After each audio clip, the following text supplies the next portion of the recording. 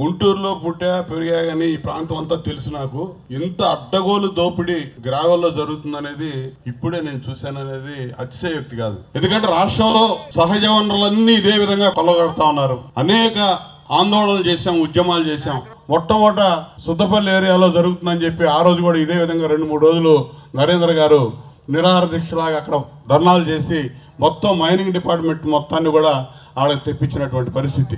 ఆ రోజు వాళ్ళందరూ కూడా హామీ ఇచ్చి జరగకుండా చూస్తామని చెప్పిన తర్వాత ఆయన లేచి వెళ్ళాడు. ఇవన్నీ చేస్తా ఉన్నారు. ఇక్కడ స్థానికంగా ఉన్నటువంటి జరుగుతున్నటువంటి కుంభకోణాలను వెలికి తీస్తున్నాడని చెప్పి ఆయన మీద కూడా అక్రమంగా కేసు పెట్టి జైలుకు పంపించినటువంటి పరిస్థితి మనందరం చూసాం. నోరు తెరిస్తే ఆ నోరు నొక్కేయటం. పైన అసలు అధినాయకుడు చంద్రబాబు నాయుడు గారి దగ్గర నుంచి కింద స్థాయి గ్రామాల్లో ఉన్న కార్యకర్తల దాకా అడ్డగోలుగా కేసులు పెట్టి జైలుకు పంపించినటువంటి విధానం ఇవాళ చూసాం. ధూళిపాళ నరేంద్ర గారు చేస్తున్నటువంటి ఉద్యమంలో మీలో చైతన్యాన్ని రగిల్చాలి.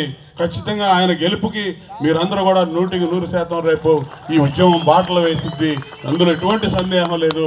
ఈ అడ్డగోలు దోపిడీకి పాల్పడ్డారో ఎవడెవడైతే సహకరించాడో మొత్తం కూడా విచారణలు జరుగుతాయి.